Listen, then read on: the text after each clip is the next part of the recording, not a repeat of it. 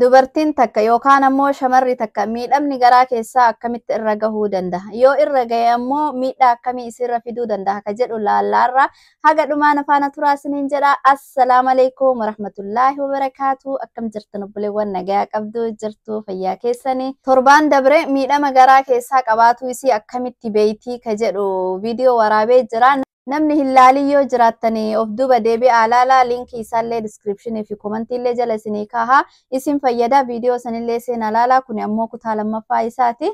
Tokkoffaa irratti miidhama garaa keessaa namarra geessuuf shoora guddaa ka ta'u keessaa tokko yeroo marsaan laguu nutti dhufu yeroo marsaan laguu namatti dhufu kana dubartiin kamiyyuu taatee jennaan akka malee of eeguu qabdi qaamni isii. Marsaan laguu kun akkanumaan dhiiga qaama keenya keessaa yaa'uu miti.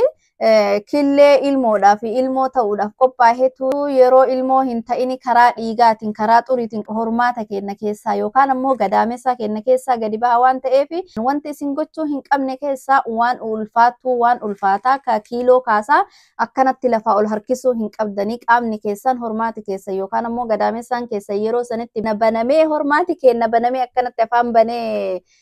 dhiiga dhangalaasu sanii dalagaa humnaa hojjetudha. Wanta ulfaattuu ol harkisuu akkasuma hojii humnaa olii dalaguu mana fooqii gubbaaf jalaa faa yoo hojjettan darajaa kana heddummeessanii ol bahuu gabbu'uu ol bahuu walumaa galatti dalagaa humnaa hojjetudha. Dalagaa humnaa hojjetuun sun dhiigallee humnaa ol akka nurraa bahullee nu taasisa. Ji'a kaanis osoo boqonnaa hin fudhanne akka xurii marsaa laguu nutti dhufuun akkasitti dalagaa humnaa ka hojjennu ta'e hormaati keenyarra suuta miidhama geessaa deemna waan ta'eef deebinee keessi keenya numatu miidhama. Keessattuu obboleewwan kiyya irra guddaan keessan mana arabaa keessa waan hojjettaniif yeroo marsaan laguu isinitti dhufu akka malee of eeguu qabdanii fi kanan hojjedhu kanan qabadhu jechuullee hin dandeettanii garuu haga danda'e tokko of eeguu qabdan. Lammaffaalleen kama tokkoffaa kanaan wal fakkaataa kanarraa fagoo hin qabu hojii humnaa ol hojjetudha. Hojii hojjetuun akkuma ta'utti ta'ee garuu humnaa ol haga atiin of dadhabduu haga humni kan kee dadhabuu haga duydi si dhukkubuu haga qaamni kan kee hundi si dhukkubutti hojjetuun gaarii miti. Hojii mana keessattuu yeroo mana namaa hojjennu dhiisuu waan hin dandeenyeef waan ulfaattuu kan osoo harkisuu baattanii suuta lafarra harkiftanii waan ol fuudhamuu malullee nama wajjin suuta ol qabdanii akkasitti ol fuutanii bareedaadha. Itti deddeebi'anii waan kana yoo dalagan miidhama garaa keessaa namarra geessa waan ta'eef yeroo mana namaa keessa hojjettan haga dandeettan tokko osoo of qusataa hojjettanii tokko ammoo wanni isin beekuu qabdan qaamni keessan akka nu amma afaan hin haasofnu kana yoo isin beeytanii qaama keessan afaan isaa beeytanii ka hubattan ta'e qaamni keessan isinitti hima. Qaamni keessan ani dadhabee jira na boqodhu jedhee isinitti hima. Yeroo qaamni keessan isin dadhabee akka isin boqonnaa barbaaddan isinitti himu dafee ofirra dabarsee hojii kana of jalaa fixettanii qaama keessan ignooriin godhina. Qaamni keessan dadhabee jira jedhee isinitti himee jennaan qaama keessan dhageeffadhaa jidduun boqonnaa fudhadhaati akkasitti suuta haga dandeettan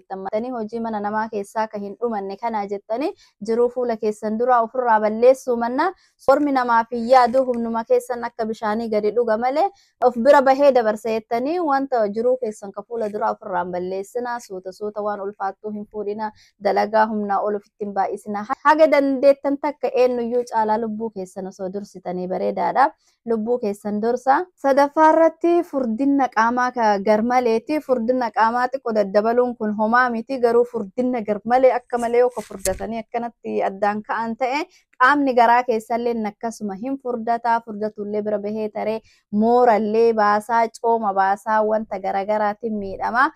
Furdinni qaamaa ka garmalellee akkasuma furdatteetiyyuu yoo deebitee takkaan foon sana ofirraa buuftee of qallifteeyyuu qaamni kan kee ka duraan harkifatee yookaan furdatee yookaan cooma baasee addaan bal'ate sun yeroo akkasitti walitti deebi'u miidhamallee namarra geessuu dandahama jedhama. Afraffaa irratti fincaan yeroo dheeraadhaaf ofitti qabuudha. Dogongora kanaanillee yeroo hedduu hojjedha. Fincaan yoo nu qabee jedhee dafnee deemnee fincaanuu dhabuudha. Yeroo dheeraadhaaf fincaan ofitti qabuudha. Kunillee gaarii miti. Miidhama garaa keessaa qofa osoo hin taane kalee keenyarrattillee miidhaa guddaa fida waan ta'eef yeroo fincaan nu qabe dafnee deemnee fincaanuudha. Fincaan yeroo dheeraadhaaf ofirra tursiisuu miti. Kalee qofaa miti meeshaa garaa keenyaa keessallee nu tuqa waan ta'eef fincaan yeroo dheeraadhaaf ofitti qabuu miti daftanii yoo fincaan isin qabe daftanii fincaanuu qabdanii Shanaffaarratti ammas yeroo ulfaati akkasuma yeroo ulfaa boqonnaa ofiif kennuu dhabuudha akkasuma ilmeellee yoo guddattee ka garmalee gannu dhiibu ta'e miidhamni sun akkasumatti qaama keenya keessatti gadi hafa ammas yeroo ciniinsuutii kama kana wajjin wal qabatee yeroo ciniinsuullee akka malee yoo ka ciniinsifannu ta'u akka malee ilmoon sun gadi nu dhiibu ka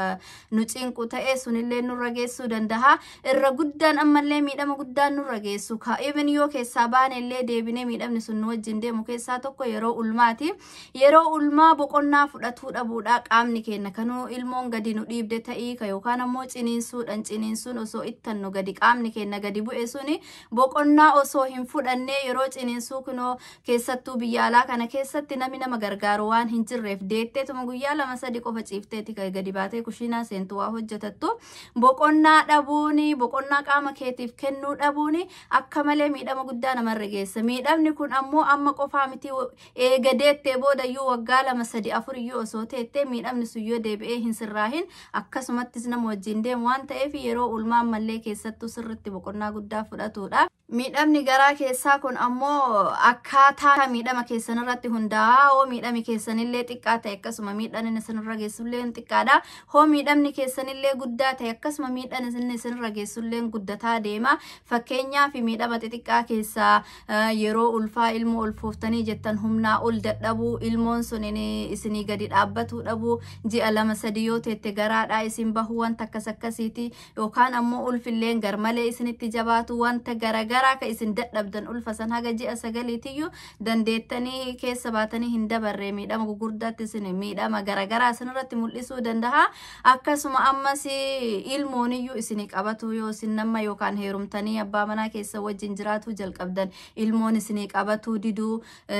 faayi dubartiin takkattiin faayatamtuu guutuu ta'uu isiittiin of beektu keessaa tokko ammoo neemaan guddaan ilmoodha ilmoo argachuu hin dandeenye jechuun miidhama guddaa dubartiirra gahu ka birriinillee yookaan ammoo qabeenyaanillee bituu hin dandeenye keessaa tokko ilmoodha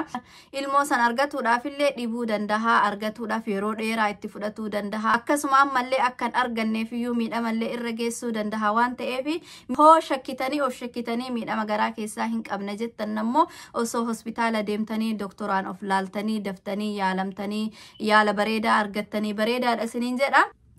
wanti guddaan isiniin jedhu ammoo obboleewwan kiyya of hin dagatinaa mana namaa boru keessaa galtanii fayyaa keessan birriin hin bitattanii wanta amma bira baatanii dabartaniif ka boruu keessan hin dagatinaa boruu keessaniif furdura keessan yaadaa kanaaf ammoo humna keessan akka argitanitti hin qisaasinaa boruu haadhi tantee obboleettiin tantee abbaan kan keessi wajjin hin miidhamu kophaa kan kee miidhamtu waan ta'eef furdura kan kee of jalaa hin balleessini haga dandeette tokko of gargaaraa deemi of hin dagatin siin jedha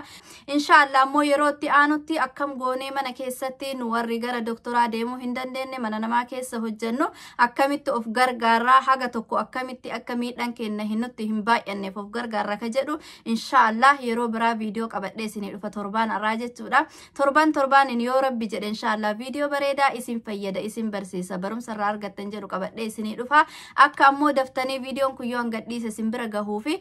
subscribe yeroo gootan ammoo mallattoo notification san tuquu hin dagatina yerootti aanutti viidiyoo bareedaa isin barsiisa jedhu obboleewwan kiyya qabadhee isinii dhufa inshaallah haga siifiyyoo haga viidiyoo biraatiin walitti deebinutti السلام عليكم ورحمة الله وبركاته.